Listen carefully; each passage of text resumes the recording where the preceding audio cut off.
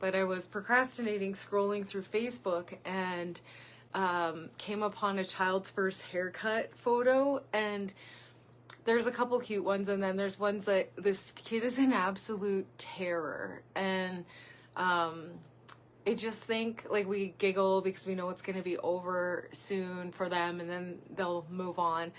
But in that moment, like, to trigger that kind of terror that sometimes kids get when they sit on Santa's lap, or you're having your first haircut, or you're left with a babysitter for the first time. Like, I think we think it's so funny because we forget what it's like to only have that amount of memories up to that point. Like, this is a first experience. It feels scary. How that's stored inside the body, and how many of these little core memories we must have that, you know, that was absolutely no threat to us, our safety, our amount of love received, but just the same has embedded itself into our energy field. And I talk about this a lot deeper inside the portal, but our bodies, according to the Vedas and yogic wisdom, are 5 koshas, and we have our physical body, which is what we work with. Typically in a one-to-one session, we are in tune with the physical body. I know that most of you who I've worked with in person have enjoyed thoroughly the hands-on touch that comes with that. So we have that physical body, but that physical body actually isn't the kosha, it's the energetic imprint of the physical body. And this energetic imprint of our physical body is actually passed through many lives. It's stored in our energetic biography. The only thing that we don't take with us when our energy is recycled and moved back into a physical body is our mental body. So that, you know, I always stop because that was really hard. I thought when I heard that one kosha wasn't crossed over with us, was I immediately thought, oh, it's going to be the mental body. Or no, I immediately thought it's going to be the physical body. But no, that energetic imprint of our physical body still comes. So that's why they say that we are much less likely to go to war the closer the descendants are to a person who went to war, because they still have this cellular memory of the fear of war. When we get removed from that through generations and healing and I want to say metabolizing, but I don't think that that's the word, but harmonizing that charge, that frequency in our bodies, is that it lessens and lessens over time as each lifetime has passed. So that's why sometimes we feel things in our body which we don't understand, but that's not to say that you aren't recreating that I'm way into this. That's not to say that you aren't recreating that in your current life. So when we're digging into the past, is like, oh, I must find out of what happened in a past life of mine. I don't believe that anything in your cells that is triggered by a past trauma that still needs to be released in this life, if you have that charge, that frequency in your body, you are communicating to the external that this will recreate itself, obviously in a different way, but that same sort of emotional disruption, that big like chemical boost into the body, all of what that charge was for your predecessors and you is, your predecessors being you, and you in this lifetime is going to be expressed in this lifetime if it's meant to be healed. So that's why I'm not really big on past life work. Also, I did a past life work with the lady who certified me in Reiki, and I didn't like it. It was something that didn't feel right, like I shouldn't be trudging around in there, but that was my own personal experience, so it wasn't one that I really liked. Anyways, the 5 bodies that we have, and looking at those traumas that are stored, is that this physical layer, that remembrance where he's all seized up and his face is as wide as it can go because he's screaming so hard, that is all stored as an imprint in his body, going to resurface again and again throughout his life in different scenarios. That same emotional charge will be present. when we work in the energy bodies, we are working across no time, no space. And it just made me think that literally everybody needs this work. Like, if you feel like you've never had any trauma in your life, or nothing is like, surfacing for you, even if you ever had a haircut or you sat on Santa's lap, these are memories that your body could store that we may minimize with our ego minds or our comparative minds, but your body is not comparing your trauma in any way at any time. Your body's not going, yeah, well, that neighbor down the street, or look at those people across the globe. Your body only knows its own truth and what it needs to express. So today, inspired by the young lad getting his hair cut, having a moment, I thought I would hop on and see if there's anything that comes up. Sorry I should probably shut off my fan. I like it very hot. So I thought that we would go into maybe exploring whether our bodies are ready to release anything today through self-healing. Wherever you are, you could do this laying down, or you could do it seated. I'm going to do mine seated today. I'm actually going to work specifically in one area of my body, if you want to do the same, but otherwise use your hands to explore all aspects of self. A lot of times we forget that the back of the head exists. So if you are seated, take a moment to scroll through there. In energy, we hold all of our consciousness, so the things that we're aware of in the front side of the body, and then everything that we don't have awareness of resides in the back side of the body. So that's why I can see your wounding and you can see mine, but we can't see our own, unless we take the seat of the witness, who can then see behind us. So just move your hands wherever you feel called to. I'm not going to cue it. We're just here together, more as students of the practice than teacher and student, and just here to explore what this feels like for you. So I'm going to start in my root. Feel free to go wherever you'd like, and I'm going to do this closed-eyed.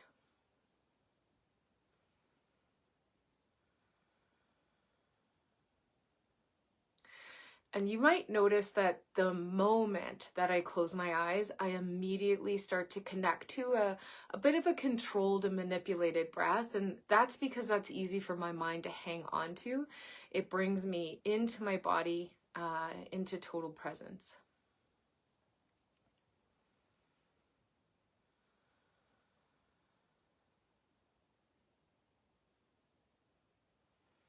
The next thing that I do is to begin to scan for if I have knitting in my eyebrows, if there's still some lingering of hanging on to, I have to have my eyes closed, I have to be here, or if I can soften my entire face to just be present with my breath.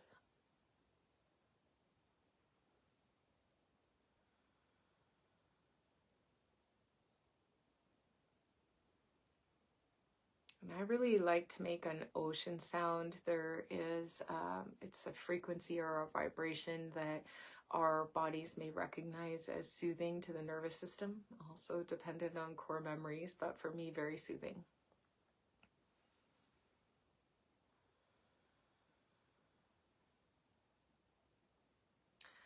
And I also have to keep coming back a few times to my brow. I really think that this is happening because I'm on video and I'm not used to being on video, that it's like I have to like work to keep my eyes closed because I want to keep looking to stay connected. And that'll probably change over time, but it's present here. And once I can get my face softened as much as I'm sure I can, I'll soften my shoulders, take a little bit taller of a seat. So a slouched spine is going to cause you some pain through your back. We want to have a tall seat that the weight of the head is just gently balancing on.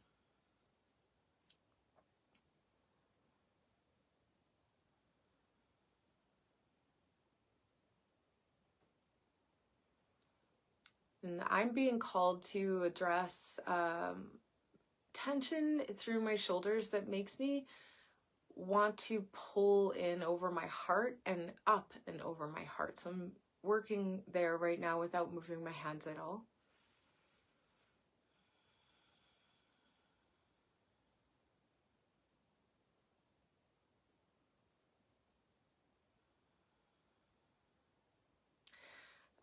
Right away this brings up, and I'm feel free to shut me off at any time if you want to go into your own. This has evolved into something different. A memory of this week of me having a conversation with someone who also had melanoma on their head, which is like a new level or a new fear unlocked for me, because I've not been worried really about that space, and that's stored in my shoulders. That's why I'm here.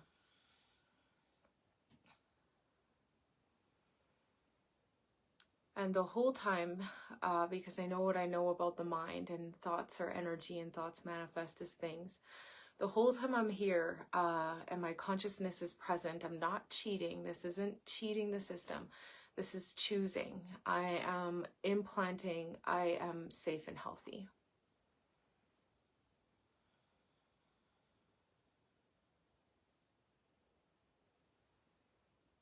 And I'm going to keep repeating that until I feel as though I believe this.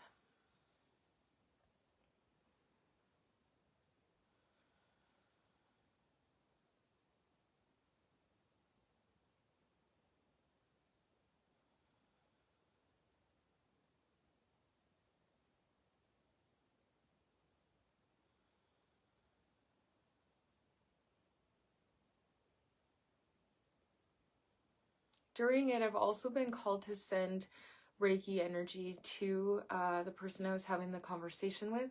And because they have arrived, or their highest self has arrived, I know that this is, access is granted.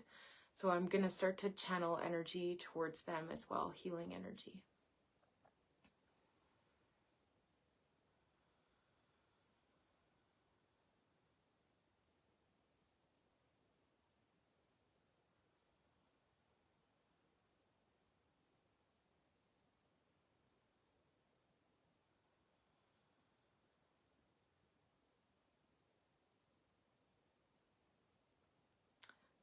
I feel the picture of her start to dissolve, just so you can be in my head of when I do a self-healing.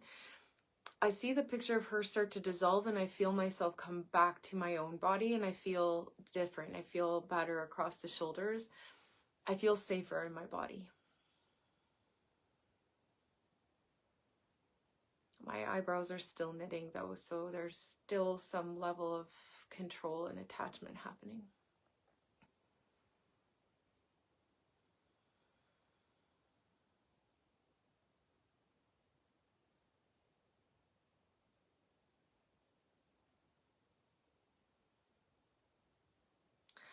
What needed to change for me there was my breath. I had to let go of that controlled, longer, sort of ujjayi breath.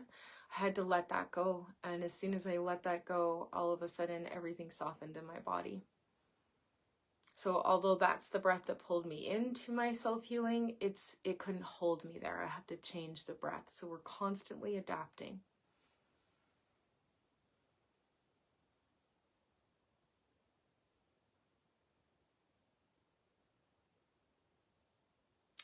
The reason why I came here today is to work on a wound that's on my leg.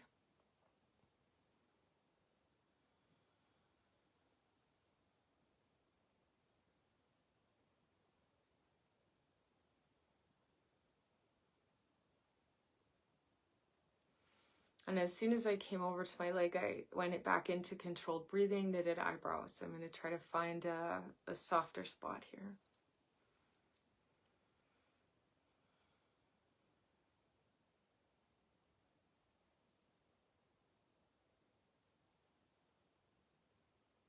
There was a lot come up for me around the story of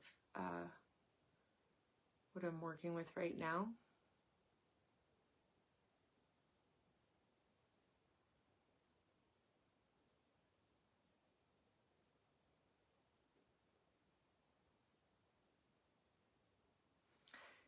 and I don't know if this happens for everybody, but when I'm working on my own physical self, I can sometimes even feel things move physically in my body. Like he had to go deep for this cut here. I can feel the depth here.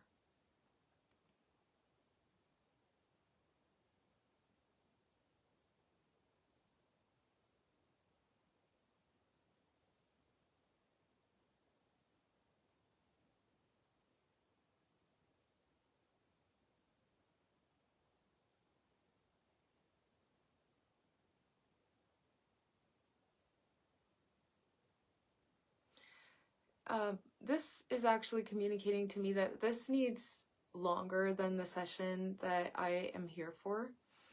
So if you are in Reiki level 2, you'll know what I'm about to do. I'm about to project into the future. So I'm going to create a Reiki shower here on my leg and set a time frame till when I can come back to it tonight.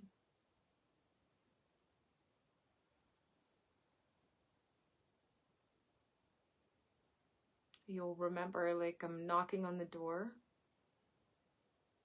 I'm walking in to that time frame, and I'm closing the door.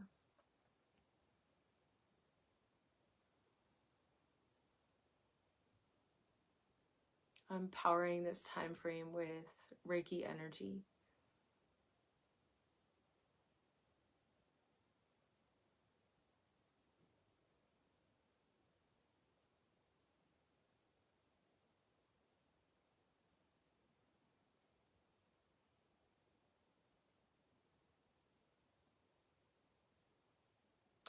And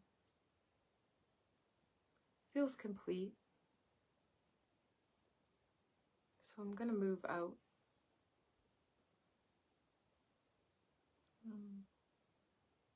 Closing the door.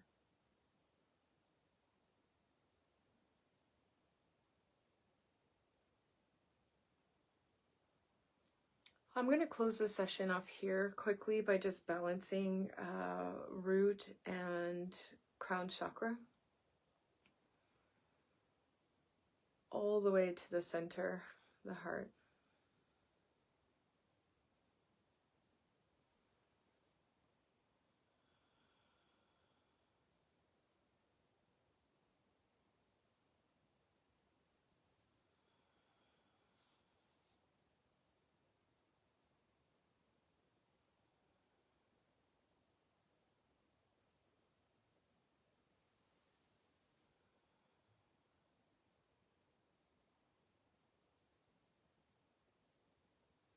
And I'm closing my self-healing practice. I always recite thank you, thank you, thank you internally inside my mind.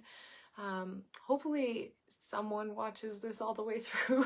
And thank you so much for joining me. Let me know if this is the kind of thing that you like, is to see like how my mind works inside a session, or if you want me to be guiding you into what potential places you could go. So if you're still here, let me know.